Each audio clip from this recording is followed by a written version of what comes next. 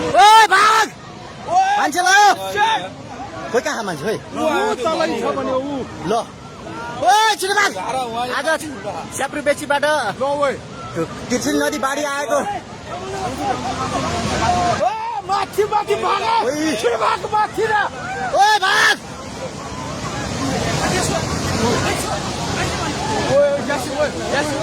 धेरै नै ठुलो आएको छ अचानक विपत्ति आयो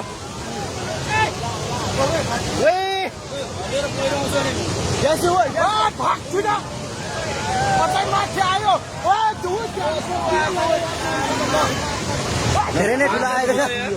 ओए भाग ओए छिटो भाग